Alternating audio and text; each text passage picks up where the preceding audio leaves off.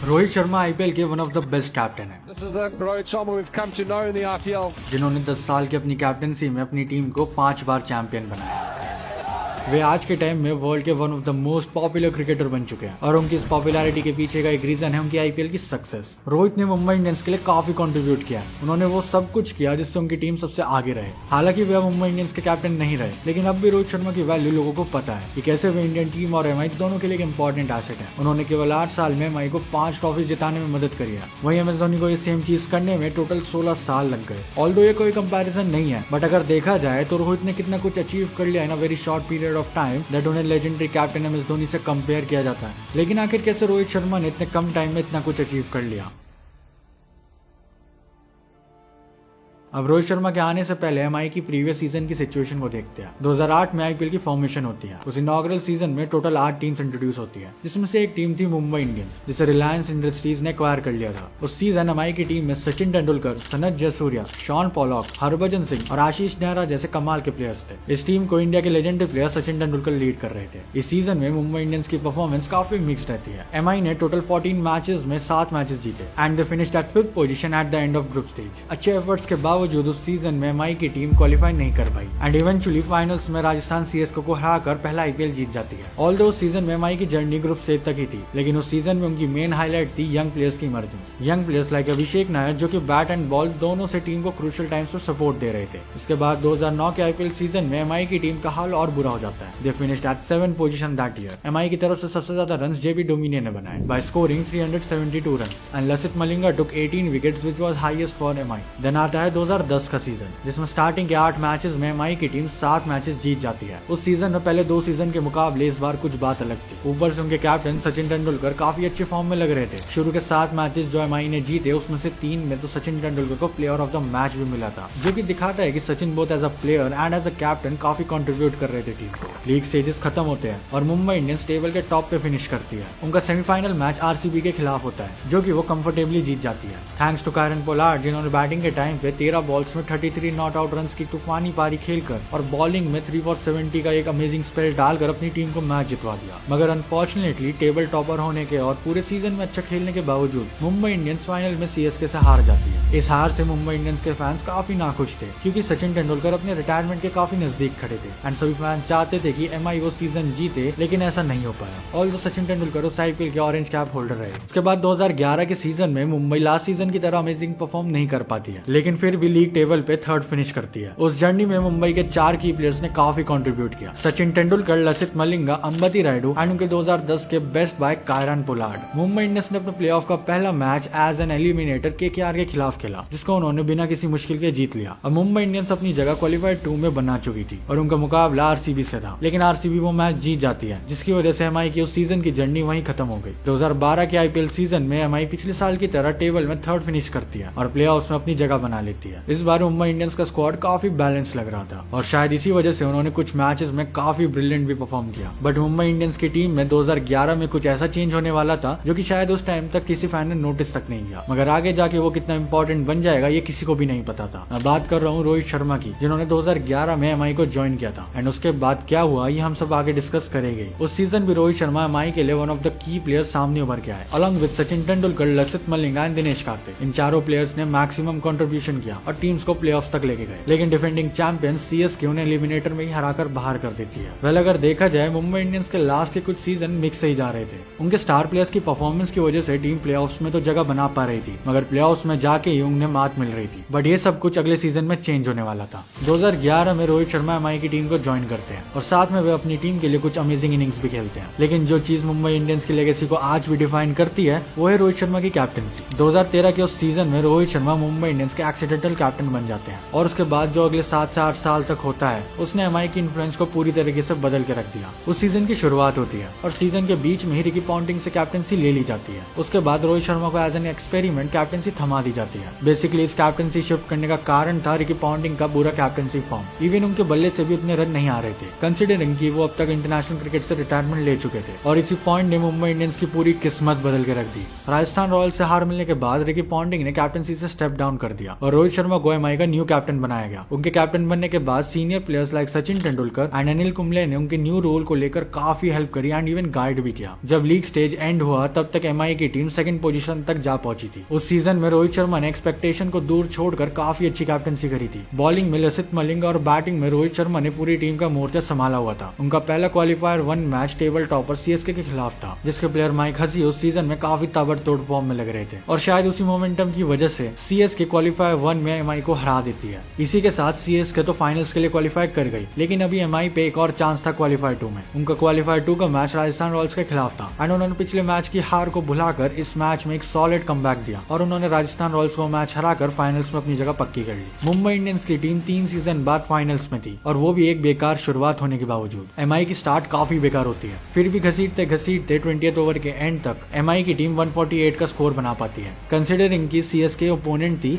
ये स्कोर काफी चीजेबल लग रहा था, लेकिन जो टीम इसे रोक सकती थी वो मुंबई इंडियंस ही थी एंड मुंबई इंडियंस को बॉलिंग में उनकी ड्रीम स्टार्ट मिलती है और सीएसके अनयूजुअल तरीके से चोक कर जाती है, जिसकी वजह से सीएसके एक पॉइंट पर 39 for 6 थी और सेकंड इनिंग्स के एंड तक आते आते CSK manages to score just 125 runs and eventually Mumbai Indians अपना पहला टाइटल जीत जाती है अंडर रोहित शर्मा कैप्टनसी। इस जीत का मुंबई इंडियंस पे काफी बड़ा इम्पैक्ट पड़ता है एंड फाइनली मुंबई इंडियंस के फैंस बहुत खुश हो जाते हैं after a very long time. ये फाइनल हमें मुंबई इंडियंस की विनिंग मेंटालिटी को बताता है कि कैसे क्वालिफायर 1 में हार कर फाइनल जीत लेना ये सिर्फ एमआई ही कर सकती थी उस सीजन में। इसी के साथ में हमने रोहित शर्मा में एक क्वालिटी कैप्टन को देखा, जिनकी लीडरशिप की वजह से एमआई ने इम्पॉसिबल से लगने वाले टास्क को पॉसिबल कर दिया। केवल कैप्टनसी नहीं बल्कि उस सीजन के मोस्ट रन एमआई की तरफ से रोहित शर्मा ने ही बनाए थे। साल 2014 के सीजन में हाफ मैचेस दुबई में शिफ्ट कर दिए जाते हैं due to elections. Mumbai Indians उस season as a defending champion उतरती है और सभी एमआई फैंस को यही लग रहा था कि लास्ट सीजन की तरह रोहित शर्मा एक और आईपीएल टाइटल एमआई को जितवाएंगे, लेकिन अनफॉर्चुनेटली ऐसा नहीं हो पाता है। एमआई की लीग मैचेस में शुरुआत अच्छी नहीं जाती है, लेकिन लेटर हाफ में कमबैक करके वे प्लेऑफ्स में अपनी जगह पक्की करते हैं, जहां पे उन्हें एलिमिनेटर में सीएसके से हार का सामना करना पड़ता है। 2015 का आईपीएल सीजन आ जाता है और Rohit Sharma like the last season अपनी टीम के साथ कमबैक करने के लिए तैयार थे और ये कहना बिल्कुल भी गलत नहीं होगा कि एमआई ने सीजन में जैसा कमबैक किया वैसा शायद ही किसी सीजन में किया होगा। मुंबई इंडियंस की स्टार्ट नाइटमेयर साबित होती है जब वो अपने शुरू के 5 मैचेस ही हार जाती है। यस, ये मजाक नहीं है। ऐसी सिचुएशन में टीम का कॉन्फिडेंस पूरी तरह से टूट चुका होगा, लेकिन इस मोमेंट पे रोहित शर्मा जैसे टीम को संभालते हैं वो क्वालिटी लीडरशिप का परफेक्ट एग्जांपल है। इतने इंटेंस प्रेशर में रोहित शर्मा ने both as a captain and as a player rise किया। लीग स्टेजेस खत्म होते हैं और एमआई सेकंड पोजीशन पर जा बैठी थी। उन्होंने फिर बाद में क्वालिफायर 1 में सीएसके को 25 रन से और फाइनल में भी सीएसके को 41 रन से हराकर अपना दूसरा आईपीएल टाइटल जीत लिया। इस जीत के बाद रोहित शर्मा ने अपने सारे क्रिटिक्स को शांत कर दिया, जो कि 2013 की जीत के बाद उन्हें एक्सीडेंटल विनर बता रहे थे, क्योंकि तब तक रोहित शर्मा इंटरनेशनल क्रिकेट में उतना बड़ा नाम नहीं थे जितना कि आज के टाइम पे है। इस जीत के साथ रोहित शर्मा एमएस धोनी के साथ मोस्ट सक्सेसफुल कैप्टन बन गए और वो भी बस 3 सीजन के अंदर।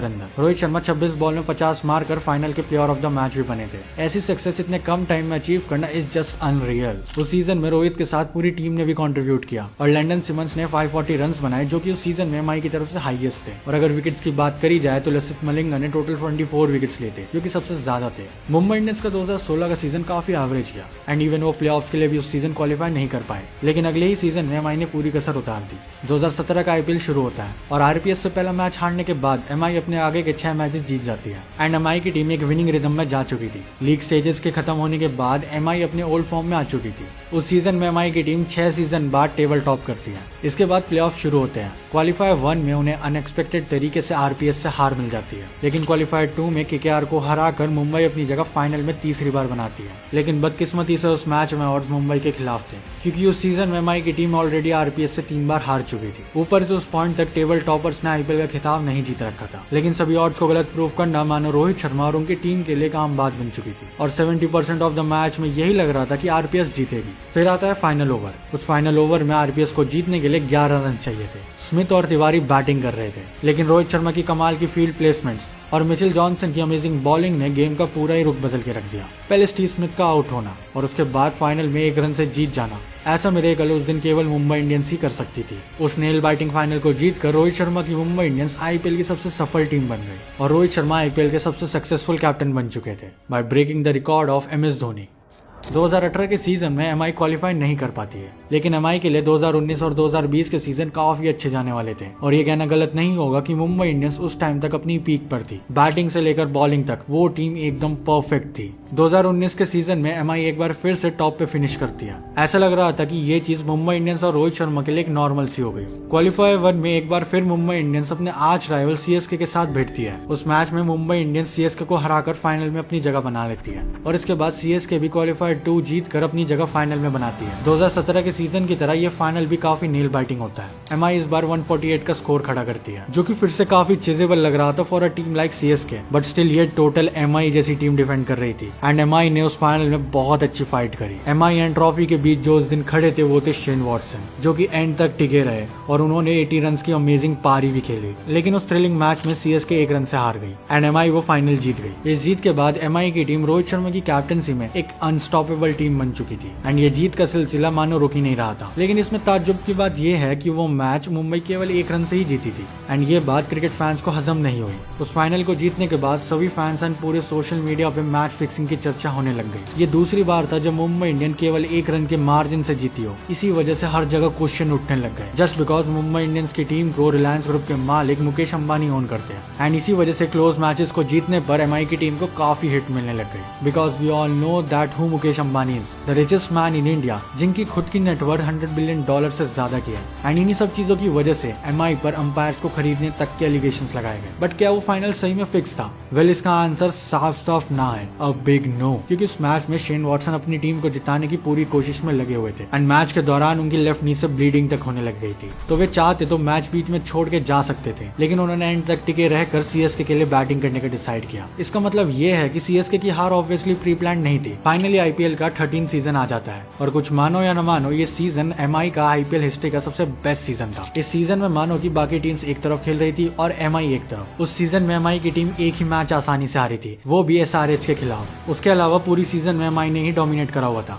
लीग स्टेज के खत्म होने के बाद एमआई पॉइंट्स टेबल पे टॉप पे आ चुकी थी एंड पहले के सीजन की तरह एमआई के सामने इस सीजन कोई खास कंपटीशन नहीं था। मुंबई इंडियंस के ऑलमोस्ट सभी प्लेयर्स उस सीजन में फॉर्म में थे और अपना बेस्ट दे रहे थे। एमआई का क्वालिफायर 1 एंड फाइनल दोनों में सामना दिल्ली कैपिटल से होता है, जो कि उस सीजन में एमआई के बाद सबसे स्ट्रॉन्ग टीम थी। एमआई ने कंफर्टेबली दोनों मैच जीते और अपने टाइटल को डिफेंड करने वाली दूसरी टीम बन गई। इसी के साथ मुंबई इंडियंस ने 5वीं बार आईपीएल की ट्रॉफी उठाई और वो मोमेंट एमआई के पीक मोमेंट में काउंट होना चाहिए, क्योंकि उस जीत के साथ रोहित शर्मा की कप्तानी में टीम एक भी फाइनल नहीं हारी और साथ में रोहित शर्मा ने मुंबई इंडियंस को ग्राउंड लेवल से उठाकर एक लेजेंडरी टीम बना दिया। अगर 2020 की एमआई टीम पे वीडियो चाहिए देन कमेंट डाउन मुंबई 2020, जहां पे 2020 की एमआई टीम की डिटेल में बात करेंगे। 27 मार्च को रोहित शर्मा ने एसआरएच के अगेंस्ट एमआई की तरफ से अपना 200 मैच खेला। एक ही फ्रेंचाइजी की तरफ से 200 मैच खेलने वाले वे 3rd प्लेयर हैं after Virat Kohli and MS Dhoni. Mumbai ने रोहित शर्मा को 2011 के ऑक्शन में खरीदा था एंड तब से ही रोहित मुंबई के लिए एक एब्सोल्यूट लेजेंड रहे हैं। Eight the time of recording this video Rohit Sharma ने अपने आईपीएल करियर में टोटल 247 मैचेस खेले हैं, जिसमें उन्होंने 6,329 रन बनाए हैं with an average of 29.57 and a strike rate of 130.63। साथ में उन्होंने 35 हाफ सेंचुरीज और 1 सेंचुरी भी मारी है। अब इन अचीवमेंट के साथ साथ रोहित शर्मा मुंबई इंडियंस के लिए भी सबसे बड़े प्लेयर की तरह उभर के आए हैं एंड इसी के साथ मुंबई इंडियंस के लिए Rohit Sharma leading run scorer बन जाते हैं। किसी भी और प्लेयर ने एमआई के लिए 3,500 रन भी नहीं बनाए हैं, जो कि रोहित शर्मा की तरफ से एमआई के लिए कॉन्ट्रीब्यूशंस को दिखाता है। उन्होंने अपने आईपीएल करियर के इनिशियल स्टेजेस में एक हैट्रिक भी ली थी। Yes, you heard it right, 2009 के आईपीएल में डेक्कन चार्जर्स की तरफ से खेलते हुए उन्होंने मुंबई इंडियंस के खिलाफ हैट्रिक भी ली थी। वेल, 2021, 2022, 2023 के सीजन उतने खास नहीं जाते हैं, लेकिन इसके बाद लेट 2023 में एक न्यूज आती है कि हार्दिक पांड्या एमआई में ट्रेड हो गए and is gonna lead as captain for MI team because this trade meant that MI management actually sacked Rohit Sharma as captaincy. कुछ सोर्सेज के अकॉर्डिंग हार्दिक एमआई टीम में बस एक ही कंडीशन की वजह से आए थे and that was MI teams captaincy and even he became the captain after his arrival. वैसे मैंने ऑलरेडी हार्दिक पांड्या की पूरी कंट्रोवर्सी को अपनी लास्ट वीडियो में डिटेल में डिस्कस किया हुआ है, सो आई बटन पर क्लिक करके वीडियो को देख सकते हो, वरना मैं डिस्क्रिप्शन में लिंक दे दूंगा उसका। अब पिछले कुछ सालों में एमआई चाहे कैसी भी सिचुएशन में रही हो, Rohit Sharma played his role very well as a captain of the team. उनकी कैप्टनसी के अंडर एमआई ने 8 सालों में 5 ट्रॉफीज जीती। इन सभी ईयर्स में रोहित ने not just as a captain but also as a player भी काफी अच्छा परफॉर्म किया।